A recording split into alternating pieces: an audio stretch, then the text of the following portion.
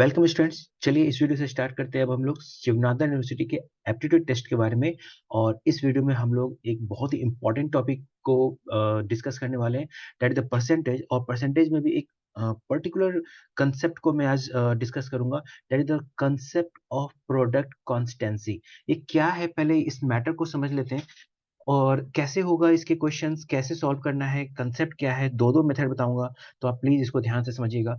तो product constituency का मतलब है कभी भी अगर दो नंबर का प्रोडक्ट कांस्टेंट हो, ऐसा कोई स्टेटमेंट हो जिसमें कि दो नंबर का प्रोडक्ट कांस्टेंट इंडिकेट किया गया हो, और उसमें बोला जाए कि if first quantity increased by some percent, right? If first quantity is increased by some percent, then another quantity should be decreased by how much percent so that the product will remain constant, right? पहली quantity अगर किसी percentage x percentage से increase हो जाती है, तो दूसरी quantity को कितने परसेंट से कम कर दूं ताकि प्रोडक्ट क्या रहे, कांस्टेंट रहे, राइट? या ये भी कह सकते हैं कि पहली क्वांटिटी अगर x परसेंट से डिक्रीज हो जाती है, तो अनदर क्वांटिटी को, दूसरी क्वांटिटी को कितने परसेंट से इंक्रीज किया जाए ताकि प्रोडक्ट क्या हो, कांस्टेंट हो। चलिए एक एग्जांपल से समझते हैं। मान लेते हैं एक नंबर है 100, राइट? और मैंने इसे 20% से इंक्रीज कर दिया, राइट? 20% से इंक्रीज कर दिया तो क्या हो जाएगा, दिस विल बी 120, राइट? अब मैं पूछ रहा हूँ वापस इसको कितने परसेंट से डिक्रीज करूं, how much percent it should be decrease so that we get 100 once again. तो देखिए इतना तो क्लियर कर लीजिए कि -20% नहीं होगा, -20% नहीं होगा। 20% से इंक्रीज जरूर हुआ था, लेकिन रिवर्स करने के लिए आपको 20% डिक्रीज नहीं करना पड़ेगा, राइट? तो इसी टाइप के क्वेश्चंस को हम लोग देखेंगे, और इतना सिंपल होगा कि आप बिना पेन उठाए हुए भी कर सकते हैं, मन में कर सकते हैं। तो ये बहुत ही सिंपल क्वेश्चन होते हैं, बट आपको पता होना चाहिए। चलिए तो देखते हैं, पहले देखते हैं कि क्वेश्चंस किस तरह के होंगे, राइट? देखिए फॉर एग्जाम्पल आप इस क्वेश्चन में देख सकते हैं क्या कह रहा है, due to 50% increase in the price of rice, right? We purchase 5 kg less sugar, 5 kg less rice, sorry, with the same amount of ₹60। What is the new price of the rice? तो देखिए यहाँ पे समझना होगा कि product constituency कहाँ कहाँ लग सकता है, प्रोडक्ट कॉन्स्टेंसी का कंसेप्ट कहाँ कहाँ लग सकता है। देखिए आपको कोई डायरेक्टली बोलेगा नहीं कि हाँ मैं प्रोडक्ट कॉन्स्टेंसी का केस हूँ, मुझ पे अप्लाई कर लो। आपको समझना पड़ेगा। देखिए तो इस टाइप के क्वेश्चंस में क्या होता है, आप देखेंगे कि रेट, किसी भी चीज का रेट इनटू जो क्वांटिटी होती है, राइट, वो क्या देता है, पूरा का पूरा एक्सपेंडिचर देता है, right? Rate into quantity give you expenditure. For example, if I say 50 rupees per kg, right? This is a rate, and let us suppose someone is buying 3 kg, so that's the quantity, and when you will multiply this, you will get 150 rupees. That is your expenditure. So it may be that according to a statement, my expenditure should be constant, right? My expenditure should be constant, but rate is increased, so I have to decrease my quantity so that the expenditure should be same 150 rupees, right? So देखिए यहाँ भी कुछ वैसा ही है, due to 50% increase in price of the rice. यहाँ पे 50% price जो है इंक्रीज हो गया है, तो उसके कारण से इसको क्वांटिटी कम करनी पड़ती, राइट? सो यहाँ पे देखिए डायरेक्टली ये तो नहीं पूछा है कितने परसेंट से कम करना है, बट हाँ ये जरूर बोला है कि इसने 5 kg लेस शुगर खरीदा है for the same amount of ₹60। अगर उसको ₹60 ही खर्च करना था, तो उसने 5 kg लेस कर दिया अपना consumption, so that expenditure remains constant. अगर आपको नहीं समझ में आया तो एक एग्जांपल पहले और समझिए। The length of A plot is decrease by 33.3%। कोई एक प्लॉट था, इसका जो लेंथ था L, ये लेंथ क्या हो गया, 33.33% से क्या हो गया है, डिक्रीज हो गया है। By how much percent breadth of the plot भी इंक्रीज? तो देखिए ये प्लॉट का जो ब्रेथ है, इसको कितने परसेंट से इंक्रीज कर दिया जाए so that the area remains constant. यहाँ आप फिर से देखेंगे L इंटू बी क्या होता है, कांस्टेंट होता है, राइट? तो आप यहाँ पे ये फॉर्मूला लगा सकते हैं। चलिए एक एग्जांपल और लेते हैं। If the price of a commodity be raised by 20%, देखिए फिर से कह रहा है कि प्राइस इनटू, देखिए होने ही वाला है, मैं आपको पहले बताता हूँ, quantity should be equal to expenditure. तो कह रहा है कि अगर if a price of a commodity raised by 20%, अगर प्राइस 20% से रेज हो गया है, by how much percent a householder reduce his consumption, कितने परसेंट से अपने कंजम्पशन को कम कर दे, तो by how much percent it should be reduced so that his expenditure does not increase. It means expenditure remains constant. So now I hope कि आप प्रोडक्ट ऑफ कॉन्स्टेंसी समझ गए होंगे, कंसेप्ट ऑफ प्रोडक्ट कॉन्स्टेंसी आप समझ गए होंगे। चलिए, तो और भी मैं कुछ एग्जांपल्स लिख देता हूं जहां पे ये कंसेप्ट ऑफ प्रोडक्ट कॉन्स्टेंसी आपको मिल जाएगा, बट ये आपको सोचना होगा, कभी भी क्वेश्चन खुद नहीं कहता है, राइट। तो देखिए सबसे पहले तो ये भी हो सकता है, speed into time is equal to distance, right. अब इसमें कैसे कहेगा, कह सकता है कि एक बच्चा है जो अपने घर से स्कूल जाता है, राइट, और डेली एक ही रूट से जाता है, राइट। तो कहेगा कि अगर 20% से उसने अपनी स्पीड को बढ़ा दिया है, अगर 20% से स्पीड उसने बढ़ा दिया है, तो आप बताइए उसका कितना परसेंट टाइम सेव हो जाएगा, या कितना परसेंट टाइम लेस लगेगा उसे, राइट। तो यहाँ भी देखिए इनडायरेक्टली आपको यही बोला गया है कि डिस्टेंस कांस्टेंट है, speed into time that is the distance, and in this example distance is constant, so we can apply the same concept which I will explain you very soon, right. Second will be your rate into time is equal to cost, rate into time is equal to cost. देखिए यहाँ भी applicable होता है कई चीजों के, जो costing होती है, जैसे वर्क एंड टाइम में जब क्वेश्चन करेंगे तो रेट डिपेंडेंट होता है, राइट। मैं इतने रेट से चार्ज करता हूँ, इतने टाइम तक काम किया तो कितने उसको कॉस्टिंग आएगी। Second will be efficiency into time is equal to work. देखिए एक ऐसा कंसेप्ट है जो time and work, profit and loss हर जगह एप्लीकेबल हो जाएगा। Length into breadth that should be equal to area. ये ठीक है, लेकिन आपको यहाँ पे क्वेश्चन में देखना भी होगा कि ये कॉस्ट कांस्टेंट है कि नहीं, वर्क कांस्टेंट है कि नहीं, एरिया कांस्टेंट है कि नहीं, आपको ये स्टेटमेंट में समझना पड़ेगा। Second we can have average into number of element that should be equal to total value. आपको स्टेटमेंट समझना पड़ेगा कि क्या टोटल वैल्यू कांस्टेंट की बात कर रहा है वो। एंड द नेक्स्ट वन में भी rate into quantity is equal to expenditure, जो कि मैंने आपको पहले ही समझा चुका हूँ। तो इस टाइप की क्वांटिटी में आप, इस टाइप की क्वेश्चंस में आप लगा सकते हैं। अब चलिए समझने का ट्राई करते हैं कंसेप्ट क्या है। तो देखिए इस टाइप के क्वेश्चन को हम लोग दो कंसेप्ट से मैं आपको बताऊंगा, ठीक है।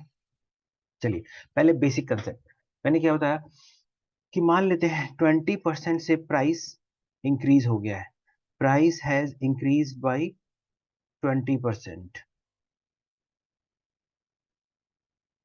20% से इंक्रीज हो गई है प्राइस, राइट। सो मुझे एक्सपेंडिचर को कम करना हो, नहीं एक्सपेंडिचर नहीं, मुझे क्वांटिटी को कम करना होगा। So I have to reduce my quantity, but by how much percent, so that my expenditure remains constant, ठीक है। देखिए इसके दो तरीके बताऊंगा, बहुत ध्यान से समझिएगा। सबसे पहला तरीका कि जो भी यहाँ परसेंटेज दिया हुआ है इसका आप फ्रैक्शनल वैल्यू लिखिए, इसका आप फ्रैक्शनल वैल्यू लिखिए, परसेंटेज को फ्रैक्शन में कन्वर्ट कीजिए। तो 20%, अभी तो देखिए मैं आपको मैनुअली मतलब डिटेल में करके बता रहा हूँ, 20/100 दैट इज द 1/5।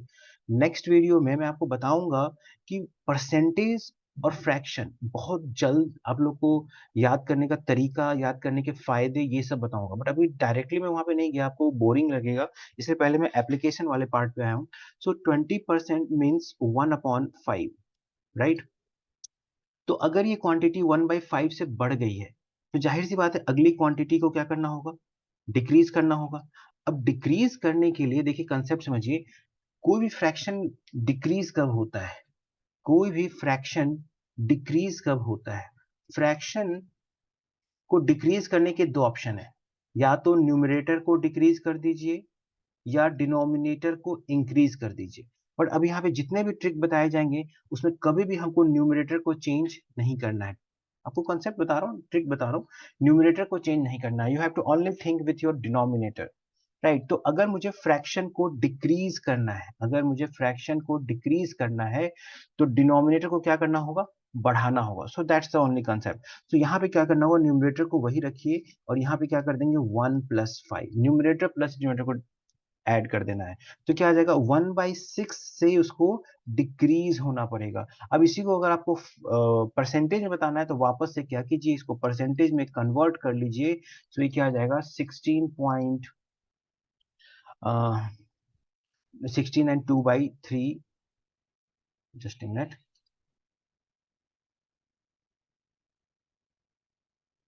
16 and 2/3% से इसको क्या होना पड़ेगा, डिक्रीज होना पड़ेगा।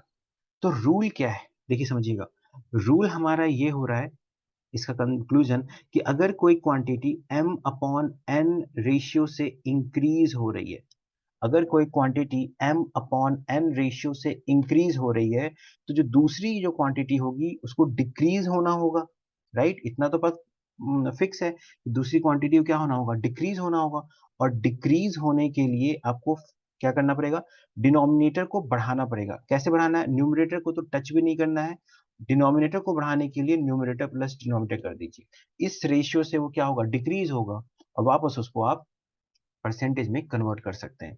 सिमिलरली अगर कोई क्वांटिटी m/n से डिक्रीज हो रही है, राइट, तो क्या करना होगा, दूसरी क्वांटिटी को मुझे क्या करना होगा, इंक्रीज करना होगा। इतना तो फिक्स है कि दूसरी क्वांटिटी को क्या करना है, मुझे इंक्रीज करना है। अब इंक्रीज करने, किसी फ्रैक्शन को इंक्रीज करने के लिए क्या कर सकते हैं हम, डिनोमिनेटर को डिक्रीज कर सकते हैं, राइट। न्यूमरेटर को कभी नहीं डिस्टर्ब करना है।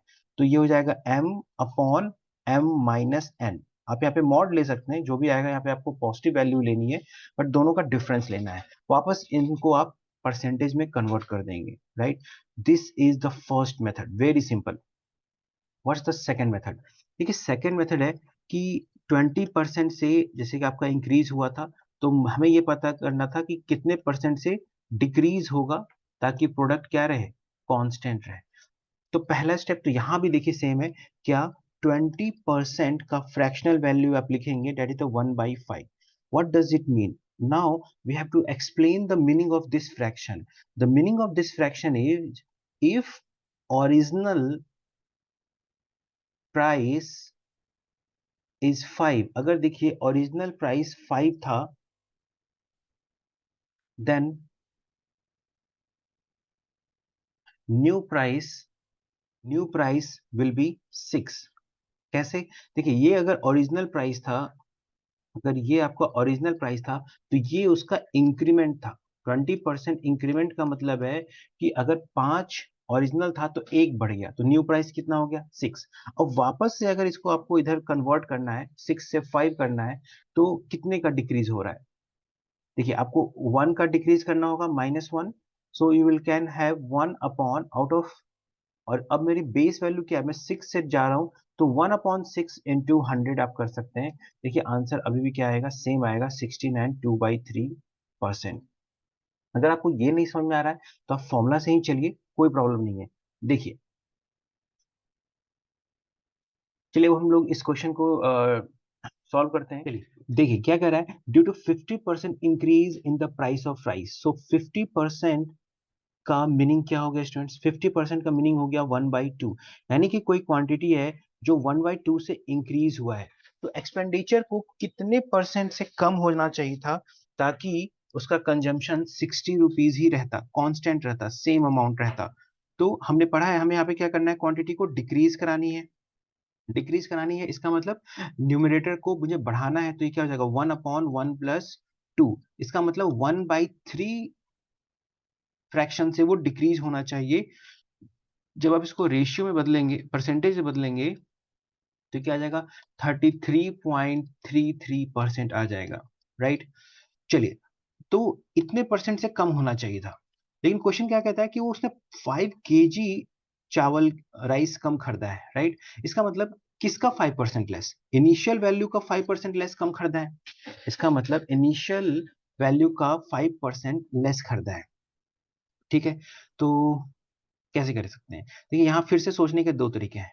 देखिए हमने ये पता है कि 1/3 रेशियो से 1/3 रेशियो से उसने चावल की क्वांटिटी को क्या करनी है? लेस करनी है। ठीक है, इसका मतलब क्या है? What does it mean? देखिए इसका मतलब है कि इनिशियली अगर वो 3 केजी राइस खरीदता था तो उसमें से उसने 1 केजी राइस लेस कर दिया है, राइट? 1/3 से क्वांटिटी कम हो गया है, 1/3 से मैं कह रहा हूँ क्वांटिटी कम हो गया है, 1/3 परसेंटेज में भी नहीं, मैं आपको रेशियो में ही ले जा रहा हूँ, राइट? परसेंटेज के बहुत सारे क्वेश्चन रेशियो से बहुत इजीली सॉल्व होते हैं। तो 3 केजी अगर उसका इनिशियल था, आप यहाँ से देख सकते हैं, तो 1 केजी उसने क्या कर दिया? अपना क्वांटिटी लेस कर दिया है। हमें क्या दिया हुआ है? हमें दिया हुआ है कि उसने 5 केजी लेस क्वांटिटी किया है। तो आप यहाँ से सोच सकते हैं कि अगर उसने 5 केजी लेस किया है तो इनिशियली उसने कितना खरीद रहा था? इनिशियली वो कितना खरीद रहा था? सिंपल है, आप यहाँ पे देखिए प्रोपोर्शनली सोचिए, इंटू 5 करेंगे तो ये आ जाएगा। तो सिमिलरली यहाँ भी इंटू 5 कर लीजिए तो क्या हो जाएगा? 15 केजी। इसका मतलब इनिशियली वो 15 केजी राइस खरीद रहा था। तो देखिए अब सब कुछ क्लियर हो गया।